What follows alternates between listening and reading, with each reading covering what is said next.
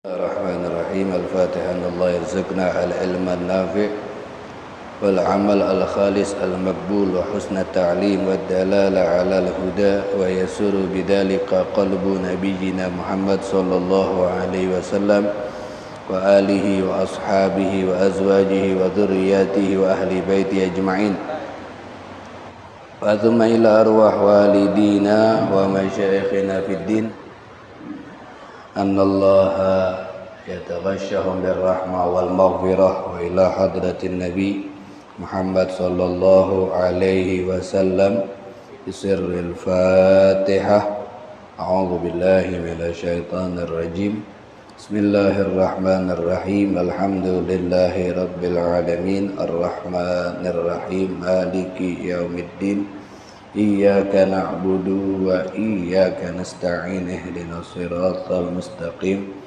صراط الذين أنعمت عليهم غير المغضوب عليهم ولا الضالين آمين بسم الله الرحمن الرحيم الحمد لله رب العالمين اللهم صل وسلم على سيدنا ومولانا محمد وعلى آله وصحبه أجمعين سبحانك لا علم لنا إلا ما علمتنا إنك أنت العليم الحكيم لا إله إلا أنت سبحانك إني كنت من الظالمين ولا حول ولا قوة إلا بالله العلي العظيم اللهم يا من مقاليد الأمور كلها بيده وإليه يرجع الأمر كله يا فتاح يا عليم يا فتاح يا عليم افتح لنا فتحا قريبا يا أرحم الراحمين أما بعد الحمد لله Ma'asyiral ummahat akhwat rahimakumullah. Alhamdulillah senantiasa kita ucapkan kalimat syukur kepada Allah Subhanahu wa taala atas berbagai macam nikmat-nikmat yang Allah Subhanahu wa taala berikan kepada kita saat ini. Di antaranya nikmat Allah mudahkan kita untuk bisa duduk bersama guna mengkaji, mempelajari apa yang ada di dalam ilmu syariat Islam, yang tujuan daripada ilmu syariat Islam kita pelajari ini untuk membuat kita semakin bertakwa, semakin semangat di dalam mengerjakan perbuatan taat dan menjadikan kita semakin takut untuk mengerjakan perbuatan-perbuatan yang dilarang oleh Allah Subhanahu wa taala. Ikhwat, akhwat ummahat rahimakumullah. Setiap pertemuannya kita mengkaji atau mempelajari tafsir daripada ayat-ayat surat Al-Fatihah yang ada di dalam kitab karya Syekh Abdullah Sirajuddin Al-Husaini, yang mana pada kesempatan hari ini kita akan mengkaji makna daripada ayat yang kedua dari surat Al-Fatihah. Karena ayat yang pertama adalah Bismillahirrahmanirrahim. Ayat yang keduanya adalah Alhamdulillahirabbil alamin. Di dalam kajian ayat Alhamdulillahi Rabbil Alamin, di dalam kitab ini kita akan membagi dengan 3 pembahasan. Pertama, pembahasan tentang alhamdulillah. Yang kedua, pembahasan kata Rabbun. Dan yang ketiga, pembahasan kata al-alamin. Jadi 3 makna yang akan kita bahas satu persatu daripada ayat alhamdulillahirabbil alamin. Alhamdu, kalau kita tahu kan arti alhamdulillah yang tertulis di kitab terjemahan Al-Quran, segala puji. Jadi alhamdu artinya segala puji lillahi, bagi Allah. Itu kan arti terjemahan bahasa Indonesia yang kita sudah ketahui. Kemudian kalau arti secara istilah agama atau pengertian daripada bahasa dari kata alhamdu itu adalah ats-tsana'u 'alal mahmud. Arti hamd itu adalah pujian atau memuji atas sesuatu yang layak untuk dipuji. Jadi memuji atas sesuatu yang layak untuk dipuji dengan cara menyebutkan pujian-pujiannya, kemudian kesempurnaan-kesempurnaannya, dan pujian tersebut yang dia ucapkan tadi dengan penuh pengagungan, dengan penuh penghormatan saat dia mengucapkannya. Makanya ketika kita memuji Allah, ya karena Allah layak untuk dipuji. Sebab di dalam zatnya Allah subhanahu wa ta'ala itu terdapat kemuliaan-kemuliaan. Di dalam zatnya Allah subhanahu wa ta'ala itu terdapat kesempurnaan-kesempurnaan.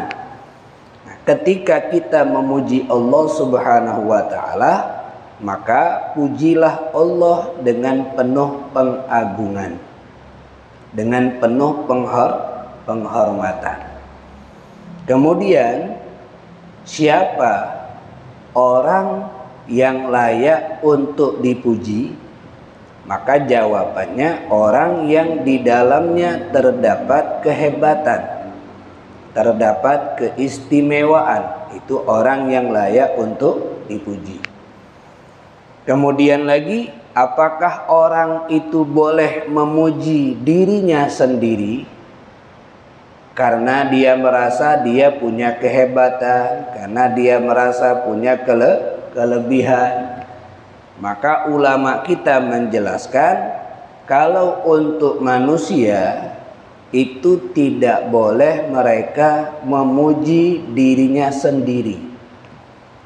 Yang hanya boleh memuji dirinya sendiri itu adalah Allah subhanahu wa ta'ala. Jadi yang layak, yang diperbolehkan untuk memuji dirinya sendiri hanya Allah. Kalau selain Allah tidak dibolehkan dia memuji dirinya sendiri dengan dia sebutkan kemuliaan-kemuliaannya di hadapan orang. Alasannya kenapa? Hanya Allah yang boleh memuji dirinya sendiri, li'anna kamalatahu dzatiyatun lahu laisat min ghairihi. Karena kesempurnaan milik Allah itu berasal dari dalam, bukan datang dari luar. Kesempurnaan yang dimiliki oleh Allah itu memang datang dari diri Allah sendiri, bukan karena sebab yang lain. Itulah alasan kenapa Allah boleh memuji dirinya sendiri, karena kesempurnaan milik Allah, kehebatan, keagungan itu datang dari dalam zatnya Allah yang bukan datang dari luar, dan datang dari diri sendirinya Allah, bukan karena sebab ada ini ada itu, bukan karena Allah punya malaikat sehingga Allah jadi mulia, bukan karena Allah punya para nabi dan rasul Allah jadi mulia, tidak. Tetapi Allah itu mulia ya karena memang dari asalnya Allah sudah mulia. Sehingga dari situ Allah boleh untuk memuji dirinya sendiri. Tapi kalau untuk manusia, kenapa tidak boleh memuji dirinya sendiri?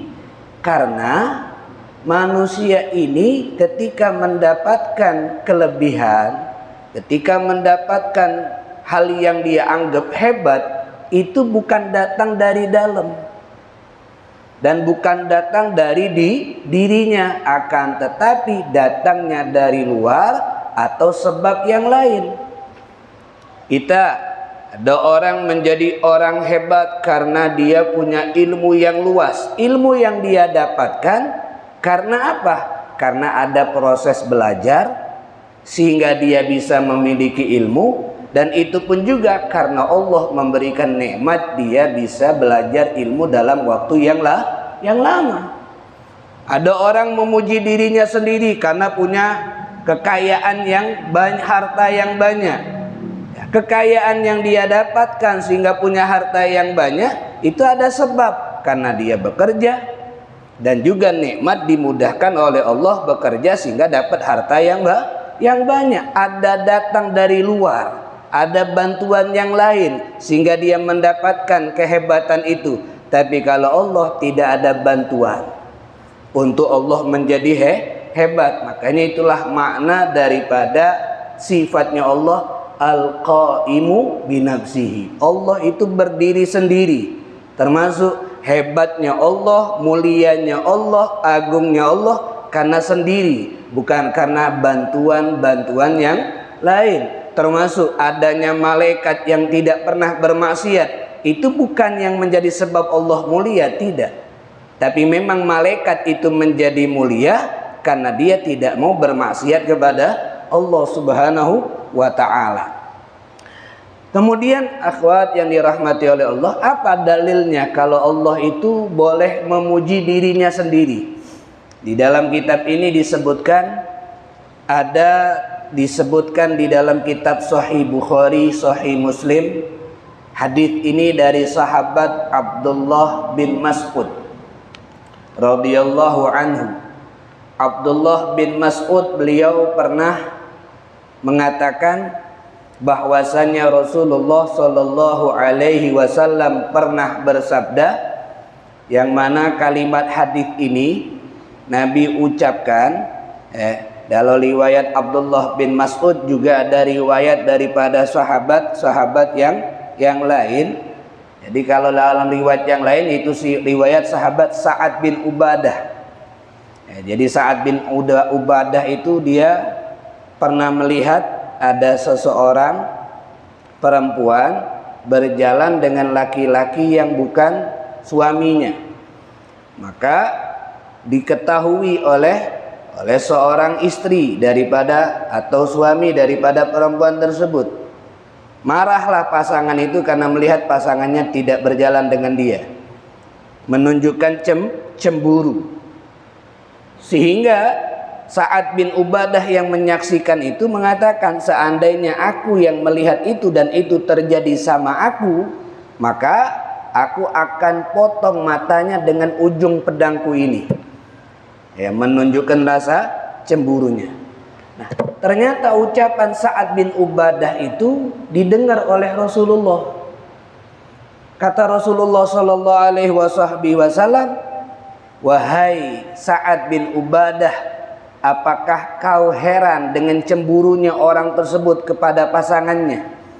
Demi Allah wahai Sa'ad, aku memiliki rasa cemburu lebih daripada orang itu.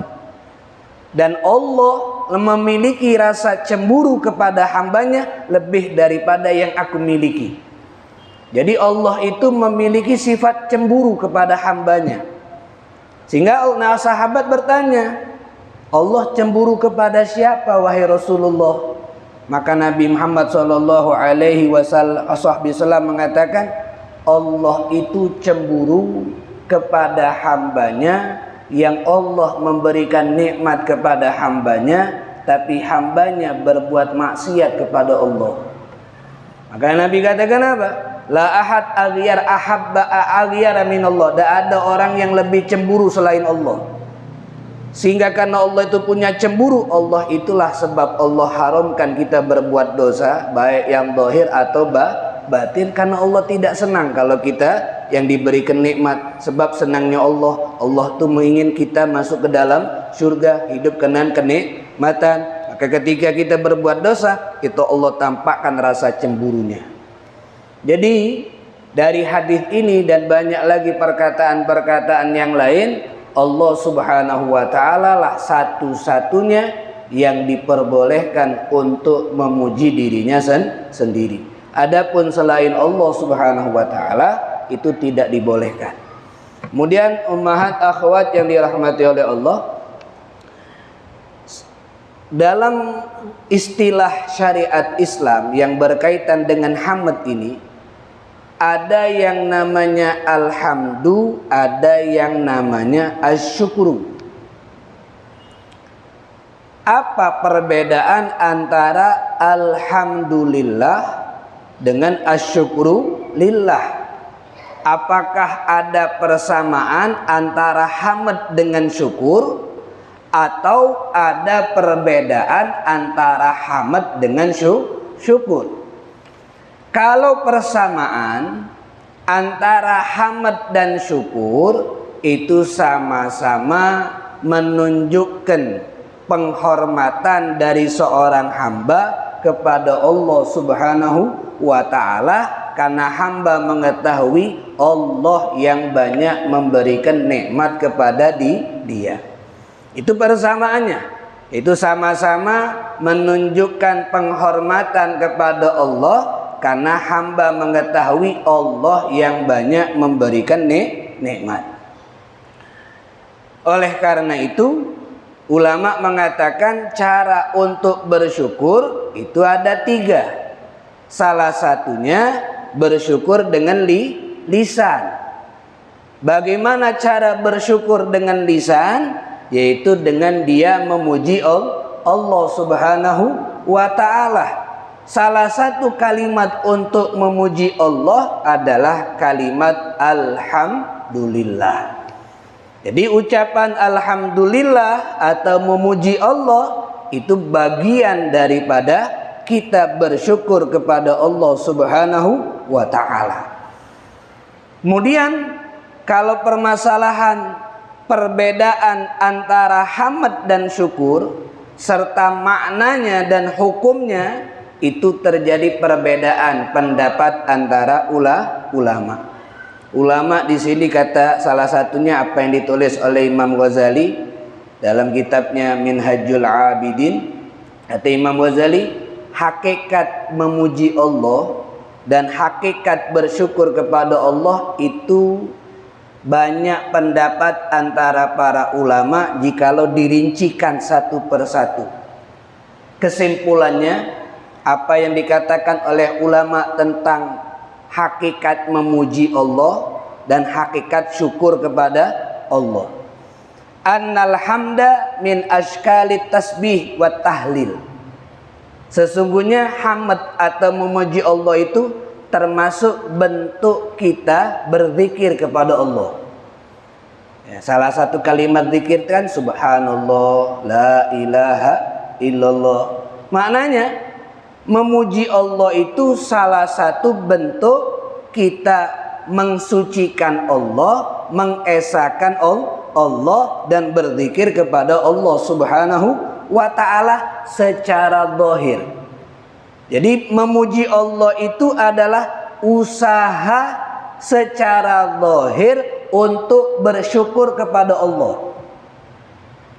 Dan juga bentuk kita mensucikan serta mengesahkan Allah subhanahu wa ta'ala. Adapun syukur min ashkali sabri wa tafwid. Adapun syukur itu termasuk bentuk daripada pasrah dan menerima apa yang sudah diberikan oleh Allah subhanahu wa ta'ala dengan lapang dada. Pasrah dan menerima dengan apa yang diberikan oleh Allah dengan lapang dada. Dan syukur ini adalah usaha yang dia berterima kasih kepada Allah secara batin.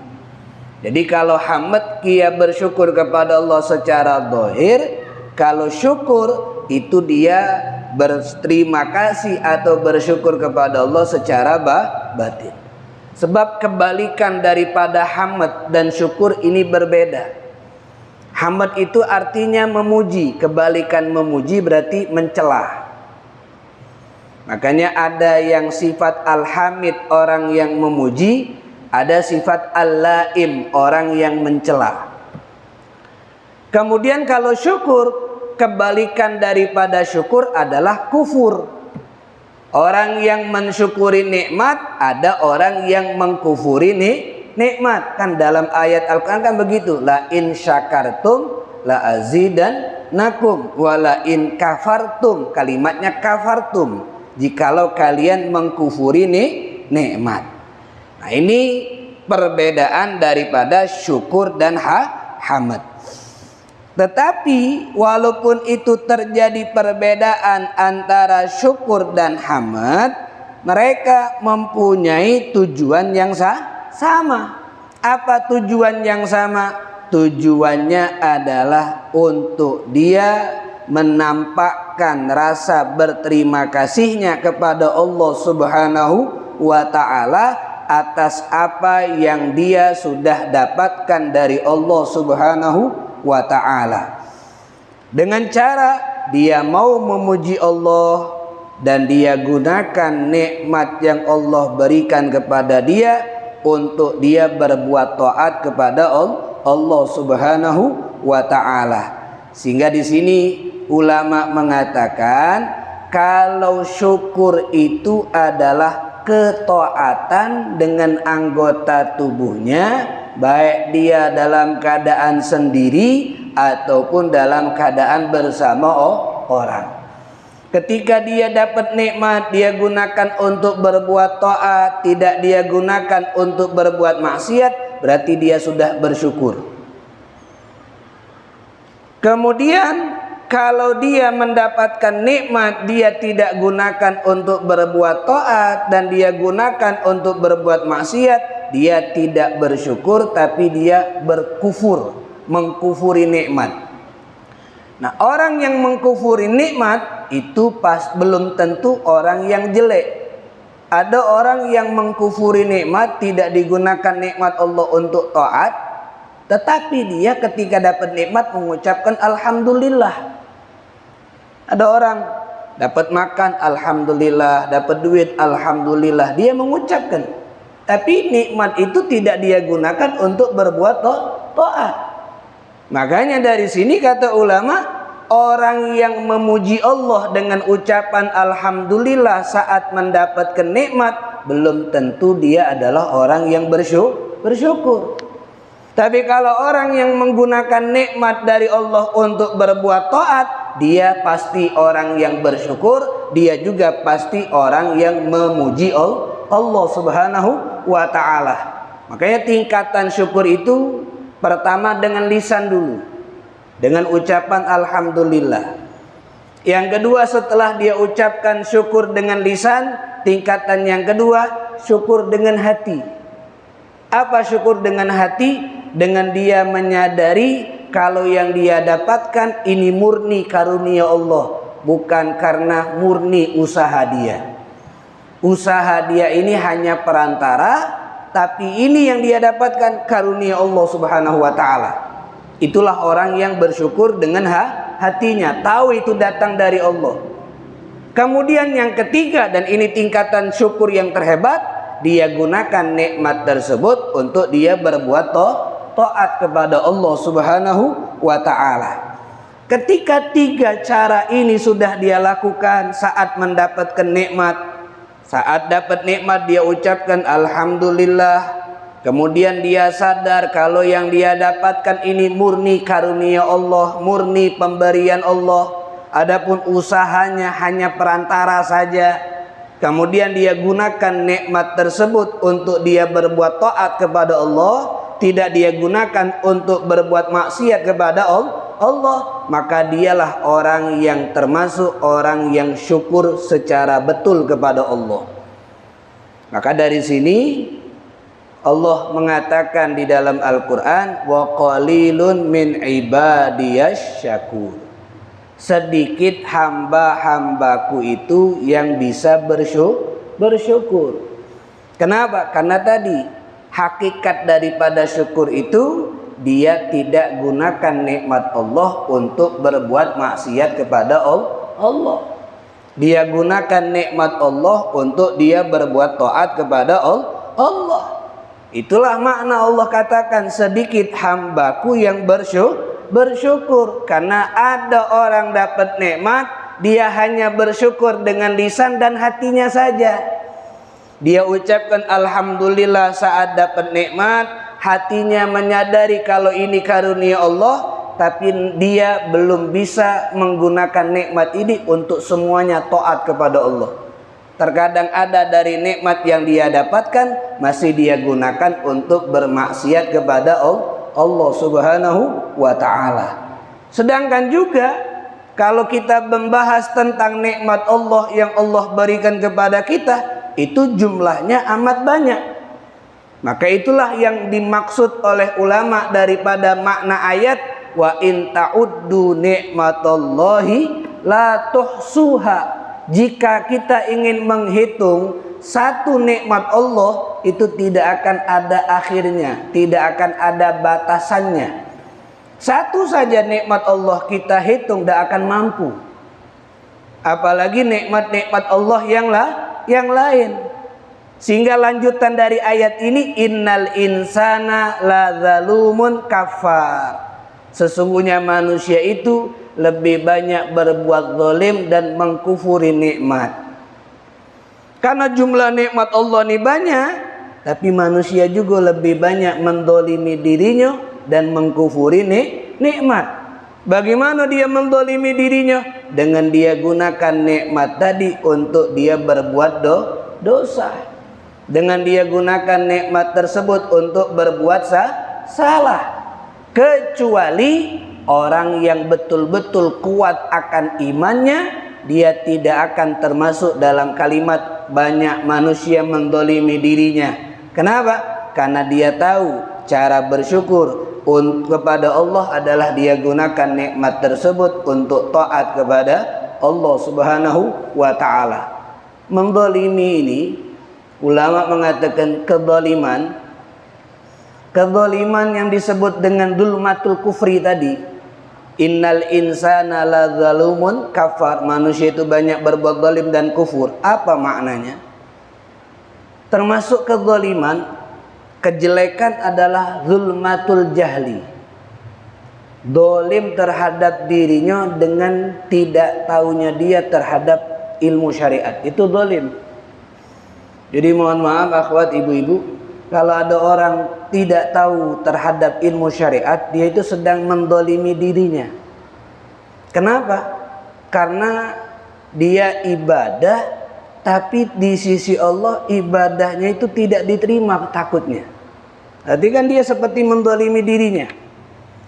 Sehingga ketidaktahuan di sini ulama rincikan lagi, baik tidak tahu ilmunya atau tidak tahu amalnya. Ada orang sudah punya ilmu tapi tidak diamalkan ilmunya, berarti dia zalim juga. Zalim tidak tahu akan amal daripada ilmu yang sudah dia miliki.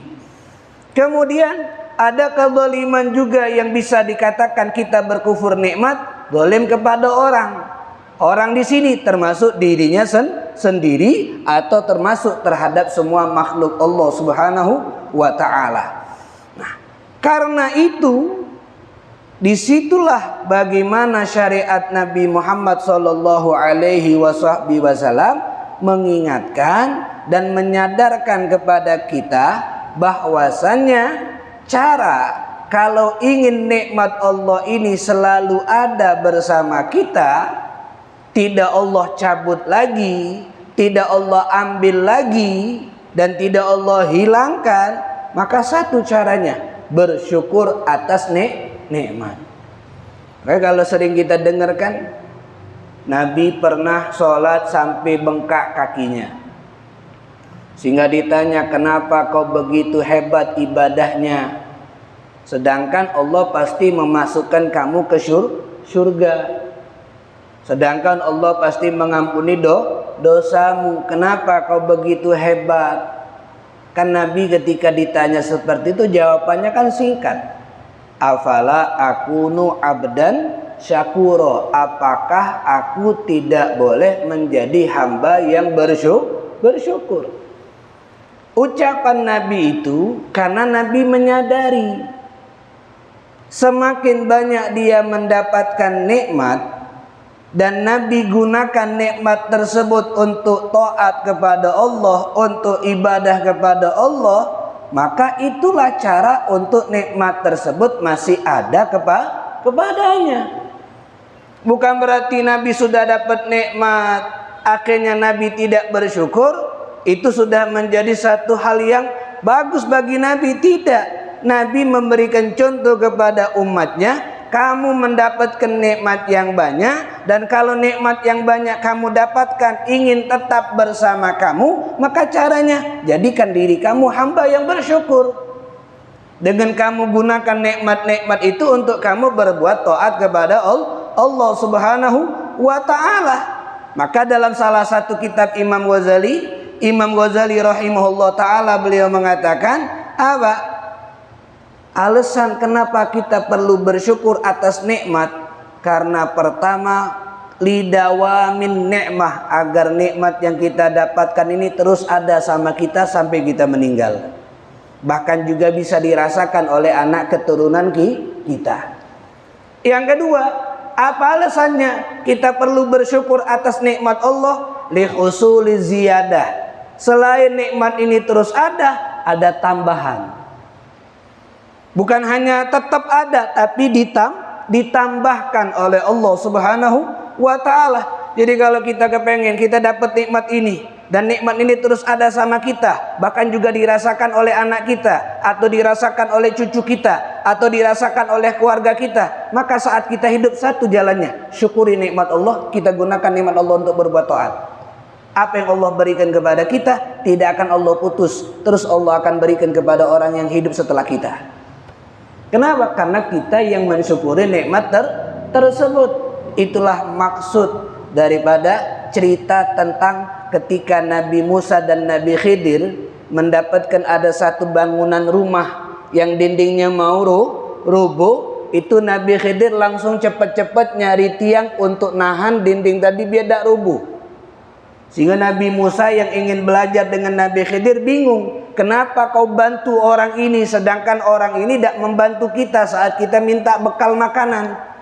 Maka di situ Nabi Khidir menjelaskan, ketahuilah ini dinding rumah milik dua anak yatim, yang di dalam tanah rumah ini terdapat harta karun milik anak yatim tersebut, peninggalan kakek mereka, karena kakek mereka orang soleh. Salah satu sifat orang soleh kakek mereka bersyukur atas nikmatnya Allah, sehingga Allah jaga itu nikmat sampai cucu yang ketujuh, keturunan yang ketujuh masih bisa merasakan. Jadi kalau ingin nikmat itu ada, syukur. Sehingga disitulah Nabi Muhammad SAW mengatakan, Allah berfirman, Innallaha la yughayyiru ma biqaumin hatta yughayyiru ma bi anfusihim. Allah tuh tidak akan merubah keadaan kita sampai kita sendiri yang merubah keadaan kita. Selama kita ini adalah orang yang bersyukur, maka selama itu nikmat tidak akan Allah ambil. Tapi ketika kita merubah tidak lagi menjadi orang yang bersyukur, maka saat itulah Allah ambil nikmatnya. Kenapa? Karena Allah tidak akan merubah apa yang Allah berikan kepada kita sampai kita yang berubah kepada Allah. Jikalau kita berubah kepada Allah, maka Allah pun berubah kepada kita. Tapi ketika kita tidak berubah kepada Allah, dapat nikmat kita bersyukur, maka tidak akan Allah rubah, tetap Allah langgengkan itu nikmat kepada kita.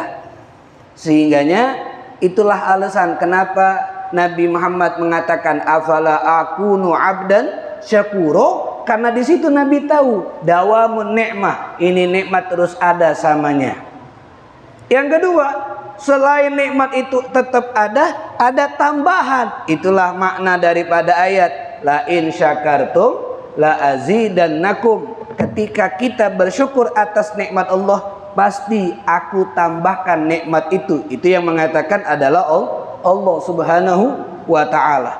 Jadi dapat nikmat terus ditambahkan lagi oleh Allah Subhanahu wa taala, caranya dengan tadi bersyukur. Lisannya mengucapkan alhamdulillah, hatinya menyadari itu datang dari Allah, dan dia gunakan nikmat tadi untuk dia berbuat taat kepada Allah Subhanahu wa taala. Kemudian akhwat yang dirahmati oleh Allah, kalau kita bertanya, apa sih yang disebut dengan nikmat? Sehingga yang menjadi sasaran untuk kita syukuri. Apakah semua yang kita dapatkan itu disebut nikmat sehingga perlu kita syukuri? Atau hanya beberapa saja yang kita dapatkan yang itu disebut nikmat yang perlu kita syukuri? Maka ulama kita sudah menjelaskan, nikmat itu ada nikmat dunia, ada nikmat agama. Nikmat dunia itu juga terbagi dua. Ada nikmat dapat kemanfaatan, ada nikmat dijauhkan dari musibah. Itu nikmat dunia. Nikmat dapat kemanfaatan, nikmat jauh dari musibah atau tertolak dari musibah atau bala. Itu adalah bagian daripada nikmat dunia. Nikmat kemanfaatan itu seperti apa? Ya, hal-hal yang bisa kita rasakan dari manfaatnya. Baik itu seperti nikmat anggota tubuh dan selamatnya panca indera. Kita punya mata selamat, kita punya telinga selamat untuk bisa mendengar, kita punya lisan selamat sehingga bisa berbicara, punya tubuh yang selamat dan sehat. Itu nikmat manfaat. Ada juga nikmat manfaat yang seperti sifatnya kelezatan. Manfaat bisa makan, manfaat bisa minum, pakaian, pernikahan, dan yang lain-lainnya daripada hal-hal yang bisa kita ambil manfaatnya. Itu nikmat dunia yang pertama. Ada yang kedua, nikmat dunia tertolak dari bala. Seperti apa? Tubuh kita nih ada musibah, alhamdulillah jatuh, tapi alhamdulillah kaki masih selamat, tidak jadi patah. Itu nikmat. Tapi itu bagian nikmat dunia. Atau juga kita selamat daripada bahayanya orang, selamat daripada bahayanya hewan, atau selamat daripada sihir, selamat daripada berbagai macam bentuk musibah. Itu nikmat juga. Jadi nikmat dunia itu dua. Ada nikmat yang bersifat manfaat yang kita rasakan, ada nikmat yang bersifat kita dijauhkan daripada penyakit, musibah, cacat, dan yang lainnya. Kemudian ada nikmat yang kedua, namanya nikmat agama. Nikmat agama ini pertama, nikmat dapat taufik, dimudahkan untuk berbuat ibadah dan beriman. Yang kedua, nikmat dijaga, dilindungi, dapat perlindungan oleh Allah Subhanahu wa taala. Nikmat taufik itu gimana? Nikmat dimudahkan belajar setelah masuk Islam, nikmat bisa dimudahkan menjalankan sunnah Nabi, nikmat bisa menjalankan perbuatan taat. Itu nikmat taufik semuanya. Nikmat bisa mengaji, nikmat bisa sholat, nikmat bisa berzikir. Kalau nikmat isma itu gimana? Allah jaga kita dari kesyirikan, Allah jaga kita dari kesesatan, Allah jaga kita daripada kekafiran, Allah jaga kita dari perbuatan dosa. Itu nikmat penjagaan yang berhubungan dengan agama. Jadi nikmat agama ada yang sifatnya taufik, yang kita dimudahkan untuk dekat sama Allah. Yang kedua, nikmat penjagaan, yang kita dijaga daripada semua yang dibenci oleh Allah Subhanahu wa taala yang berkaitan dengan agama. Nah, itulah yang disebut dengan nikmat. Terus di sini juga dijelaskan, dan subhanallah, masya Allah, ulama kita begitu detail menjelaskan, apakah kalau musibah, kalau ujian, kalau bala itu juga disebut dengan nikmat. Seperti anak sakit, apakah itu disebut nikmat? atau kerjaan dia merosot, atau hilang pekerjaan, atau hartanya diambil orang, rumahnya kebakaran, motornya dirampas orang. Apakah musibah-musibah itu juga bagian daripada nikmat yang wajib dia syukuri, atau bukan bagian daripada nikmat sehingga tidak wajib disyukuri? Di sini dijelaskan ikhtalafa bainal ulama, terjadi perbedaan antara para ulama kita. Qala ba'duhum, berkata sebagian mereka para ulama, la yalzamu al-abdu asyukru 'alaiha min haitsu hiya. Tidak wajib bagi hamba untuk bersyukur atas musibah yang dia dapatkan. Wa innama yajibu fiha as-sabru. Hanya saja yang wajib dia lakukan saat mendapatkan ujian, cobaan, musibah adalah sabar, bukan syukur. Ini pendapat yang pertama daripada para ulama. Ada wa amma syukru wa huwa ala nikmat. Kenapa? Karena yang namanya wajib bersyukur itu murni hanya terhadap nikmat, bukan karena ujian, bukan karena cobaan. Kemudian yang berkata seperti ini, yang berpendapat seperti ini dibantah oleh yang berpendapat bahwasanya kita tetap wajib bersyukur atas nikmat ujian, atas nikmat cobaan. Apa bantahan mereka? La syidda illa wa fi jambiha ni'amullah. Tidak ada ujian yang kita dapatkan melainkan di balik ujian, cobaan, musibah itu ada nikmat-nikmat Allah yang Allah berikan kepada kita. Karena di baliknya, di belakang ujian tadi ada nikmat, maka disitulah walaupun sedang mendapatkan ujian tetap kita wajib bersyukur kepada Allah Subhanahu wa taala. Oleh sebab itu beliau menyebutkan di sini ada salah satu perkataan sahabat Nabi namanya Abdullah bin Umar radhiyallahu anhuma. Beliau mengatakan, mabtulitu bibaliyatin illa kana lillah alayya fiha arba'u ni'am. Tidaklah aku diberikan satu ujian melainkan Allah telah memberikan aku di balik satu ujian ini 4 kenikmatan. Jadi kata beliau, tidaklah Allah berikan aku satu ujian melainkan di balik satu ujian ini ada 4 kenikmatan yang Allah berikan.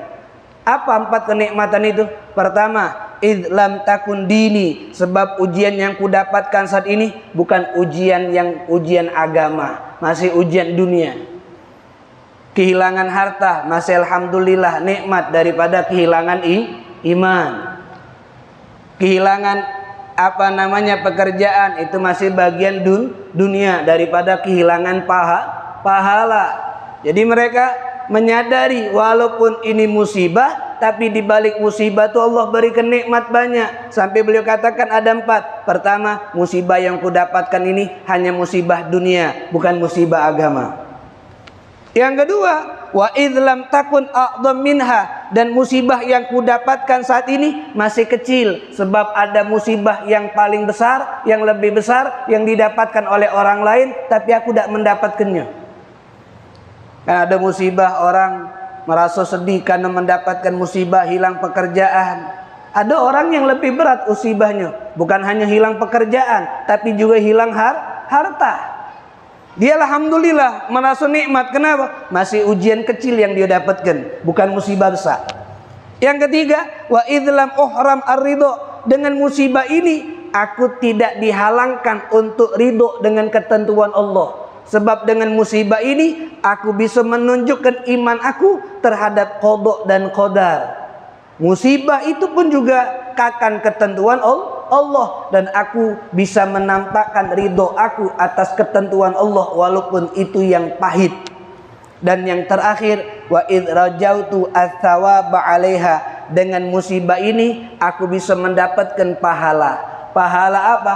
Pahala menerima atas musibah yang ditentukan oleh Allah, dan pahala karena sedang diuji oleh Allah Subhanahu wa taala. Itulah Nabi mengajarkan kepada kita, kalau kita dapat musibah, bacalah kalimat Allahumma ajirni fi musibati hadza. Ya Allah, berikan aku pahala atas musibahku ini.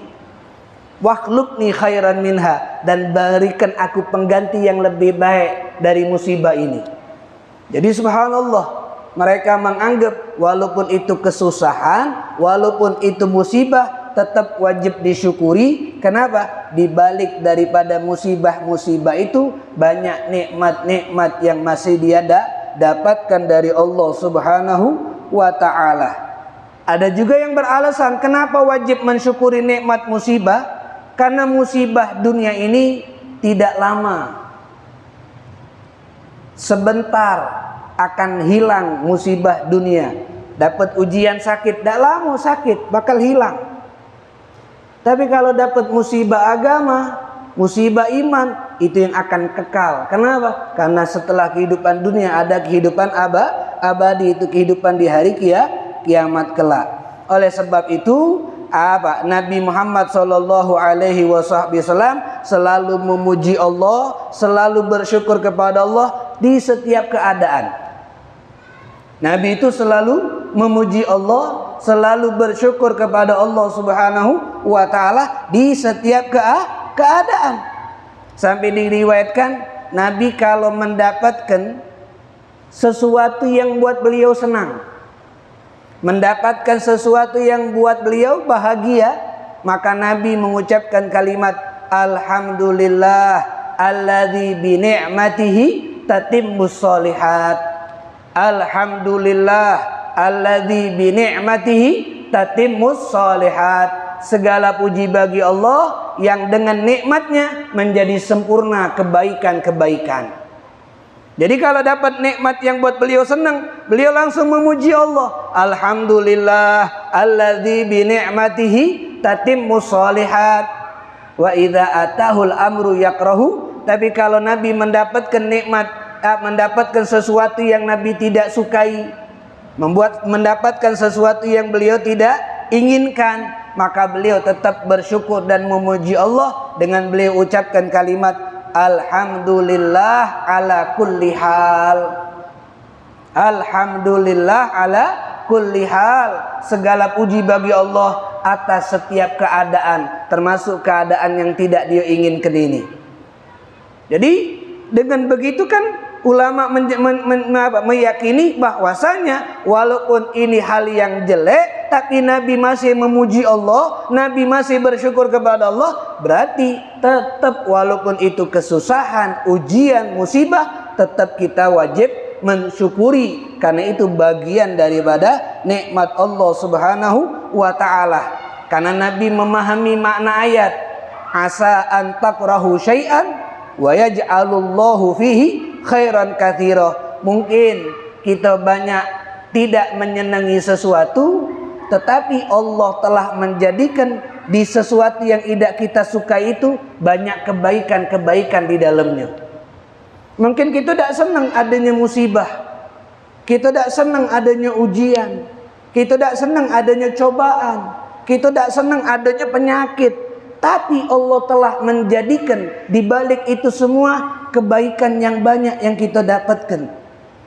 Wa ma sammallahu khairan, dan tidaklah Allah Subhanahu wa taala mengingatkan kepada kita kebaikan yang banyak di balik daripada apa yang kita dapatkan yang menurut kita itu tidak enak, yang menurut kita itu pahit, yang menurut kita itu tidak menyenangkan atau tidak membuat kita bahagia. Ya, karena semua orang tidak menginginkan dapat cobaan, tapi dijelaskan di sini supaya walaupun cobaan ternyata di dalamnya ada kenikmatan-kenikmatan yang banyak yang diberikan oleh Allah Subhanahu wa taala. Sehingga itulah dalam hadis Abdullah bin Amr bin As radhiyallahu anhu, beliau mengatakan alhamdu ra'sus syukur. Memuji Allah itu adalah modal untuk bersyukur. Modal untuk bisa bersyukur dengan memuji Allah. Wa ma syakarallaha ta'ala abdun lam yahmadhu Dan kalau ada hamba tidak memuji Allah, maka dia belum dikatakan bersyukur kepada Allah Subhanahu wa ta'ala. Bisa kita lihat ibu-ibu akhwat, bagaimana Nabi banyak mengajarkan kepada kita doa-doa yang di situ kalimatnya alhamdulillah. Selesai daripada bangun tidur, Nabi kan mengajarkan kita alhamdulillahilladzi ahyana. Bersyukur sama Allah karena dibangunkan lagi dari tidur. Selesai makan, kalimat doanya kan alhamdulillahilladzi at'amana wa saqana wa ja'alana minal muslimin. Bahkan juga ketika kita bercermin, ketika kita bercermin, berdiri di hadapan cermin atau kaca, Nabi mengajarkan doa alhamdulillahilladzi hassana khalqi wa khuluqih. Segala puji bagi Allah yang telah memperindah fisikku dan tabiatku. Ini kan bagaimana Nabi mengajarkan kita untuk setiap saat itu kita bersyukur kepada Allah Subhanahu wa ta'ala dengan modal syukur yang pertama, yaitu dengan banyak-banyak mengucapkan alhamdulillah. Banyak-banyak mengucapkan alhamdulillah. Walaupun ucapan alhamdulillah setiap saat yang kita ucapkan itu belum bisa 100% kita mensyukuri nikmat Allah, karena tadi begitu banyak nikmat-nikmat yang diberikan oleh Allah Subhanahu wa ta'ala. Terakhir dari pembahasan alhamdulillah ini, karena berkaitan dengan syukur, di sini disebutkan mana yang lebih utama, apakah jadi orang yang bersyukur atau jadi orang yang sabar? Maka dijawab oleh ulama, ada yang berpendapat menjadi orang yang bersyukur lebih utama daripada menjadi orang yang sabar. Kenapa? Karena dalilnya Allah berfirman, wa qalilun min ibadiyasy syakur. Sedikit hambaku yang bersyukur. Berarti kalau kita menjadi orang yang bersyukur, kita ingin memasukkan diri kita dalam kelompok yang sedikit tadi. Berarti kan sedikit itu pilihan Allah itu. Ada yang berpendapat bahkan juga yang mengatakan bersyukur lebih afdal daripada sabar, karena juga banyak Allah menyebutkan hamba-hambanya yang dipuji oleh Allah dan karena dia punya sifat syukur. Seperti Allah memuji Nabi Nuh, innahu kana abdan syakura. Dia itu hamba yang bersyukur. Allah memuji Nabi Ibrahim, syakiran li'an umih. Nabi Ibrahim itu adalah orang yang pandai bersyukur terhadap nikmat-nikmat Allah Subhanahu wa ta'ala. Tapi ada juga yang berpendapat as-sabir afdol, orang yang bersabar itu lebih afdol, lebih utama daripada orang yang bersyukur. Kenapa? Karena dia harus menahan berat ujian yang dia terima. Dia harus menahan susah, menahan payah terhadap cobaan yang dia dapatkan. Karena harus menahan diri untuk tidak melakukan yang Allah benci, sehingga dia sabar, itu lebih besar. Apalagi dalilnya Allah berfirman, innama yuwaffas sabiruna ajrahum bighairi hisab. Balasan orang yang sabar itu tidak terhitung. Dan juga ada nabi-nabi Allah puji karena punya sifat sabar. Seperti Allah muji Nabi Ayub, ni'mal abdu innahu awwab. Sebaik-baiknya hamba itu Nabi Ayub. Kenapa? Inna wajadnahu sabira. Sebab Allah dapatkan Nabi Ayub itu sabar. Dan Allah sendiri mengatakan innallaha yuhibbus sabirin. Allah tuh bersama orang yang sabar. Itu perbedaan pendapat antara ulama. Terus kesimpulannya gimana? Kesimpulannya Imam Ghazali menjelaskan, kesimpulannya orang yang betul-betul bersyukur kepada Allah itu pasti orang yang sabar atas ujian yang Allah berikan. Orang yang sabar atas ujian yang Allah berikan, hakikatnya dia adalah orang yang bersyukur atas nikmat yang diberikan oleh Allah. Kenapa? Karena orang yang bersyukur atas nikmat tidak akan lepas daripada yang namanya ujian. Sehingga ketika dia dapat ujian, dia bersyukur dengan cara dia tidak marah, dia tidak protes. Berarti di situ juga dia sudah sabar. Dan orang yang selalu dapat ujian, dia sabar, tidak lepas juga daripada nikmat. Karena hidup ini tidak semuanya penuh dengan nikmat. Terkadang ada ujian. Begitu juga hidup ini tidak semuanya dengan ujian. Terkadang juga ada nikmat. Berarti kalau orang sudah pandai bersyukur atas nikmat Allah, berarti dia juga sudah pandai sabar atas ujiannya Allah Subhanahu wa ta'ala. Jadi kesimpulannya dari Al-Imam Al-Ghazali, dua-duanya ini adalah sifat yang mulia. Dua-duanya ini adalah sesuatu yang membuat hamba Allah menjadi mulia. Kenapa? Kalau sudah pandai bersyukur, dia pasti bersabar atas cobaan yang diberikan oleh Allah Subhanahu wa ta'ala. Nah, inilah penjelasan dari ulama kita daripada makna alhamdulillah. Jadi alhamdulillah itu modal pertama untuk kita bersyukur kepada Allah, dan syukur adalah taat kepada Allah dengan nikmat itu. Kalau sudah bersyukur, nikmat itu selalu ada kepada kita, bahkan ditambahi nikmatnya oleh Allah Subhanahu wa ta'ala. Jadi kalau kita ingin bertanya kenapa nikmat yang dulunya ada sama aku sekarang hilang, maka jawabannya mungkin kemarin saat dapat nikmat itu kita tidak mensyukurinya. Kita tidak jadikan untuk kita taat sama Allah sehingga diambil oleh Allah.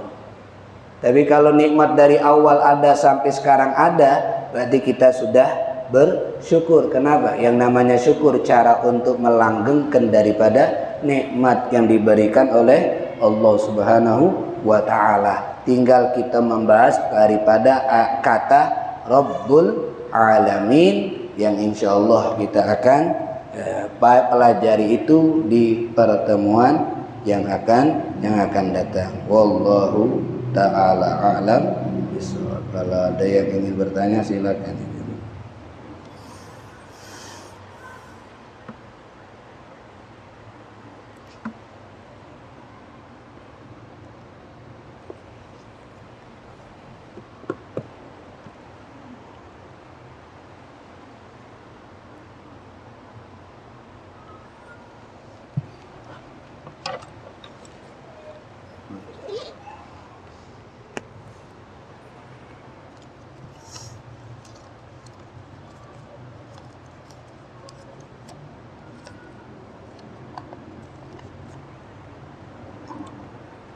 Bagaimana jika kita lupa membaca surat pendek di dalam sholat? Apakah harus mengulangi sholat? Tidak perlu mengulangi sholat. Alasannya karena surat pendek itu hukumnya sunnah.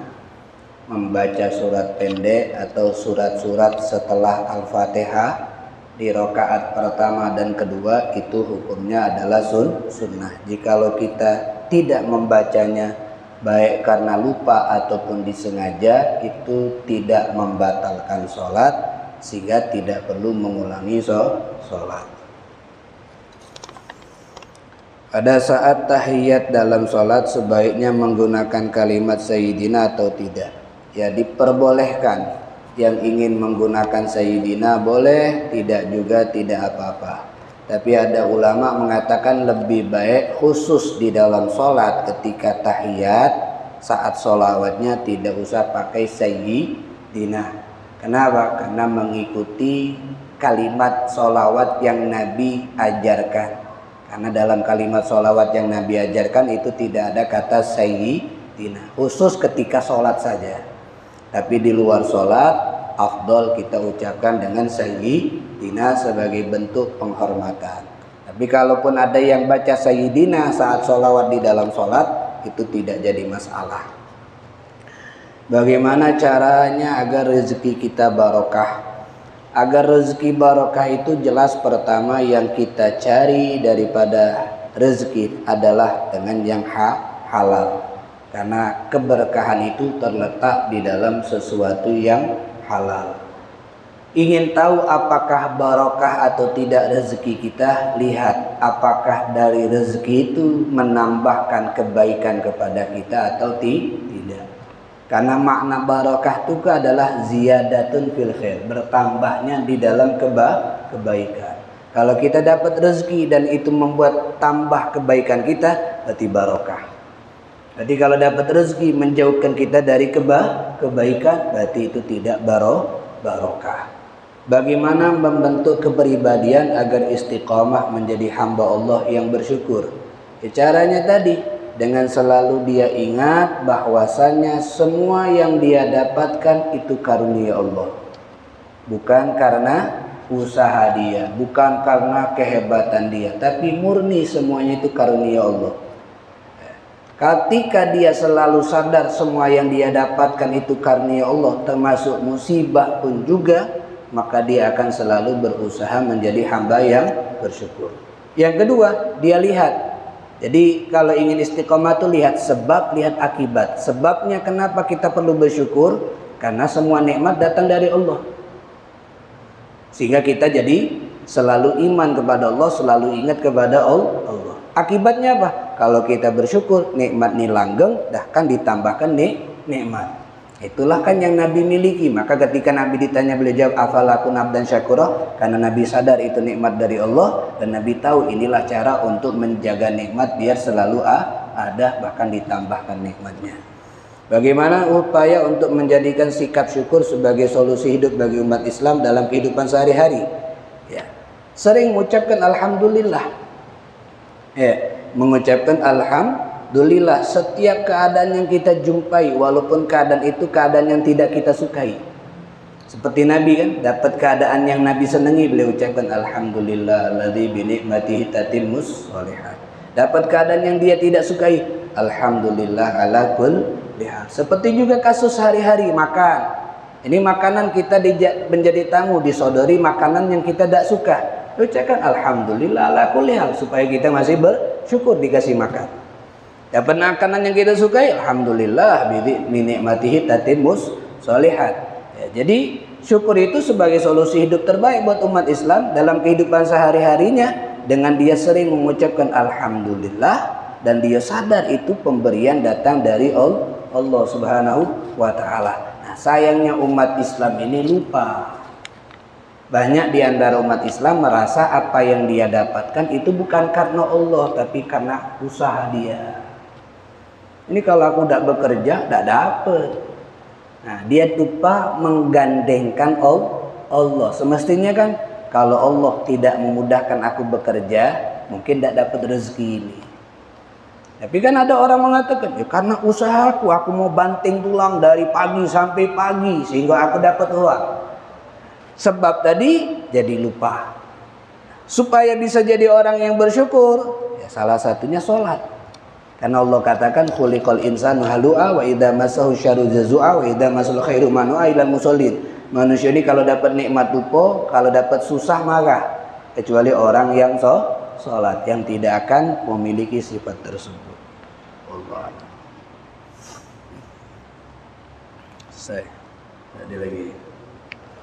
Bismillahirrahmanirrahim. Rabbil alamin. Allahumma salli wa sallim ala sayyidina Muhammadin wa ala alihi wa sahbihi ajma'in. Allahumma hdina bihudak waj'alna mimman yusari'u fi ridhak wa la tuwallina waliyan siwak wa la taj'alna mimman khalafa amraka wa asab. Sallallahu ala sayyidina Muhammad wa alihi wa sahbihi sallam. Alhamdulillah rabbil alamin.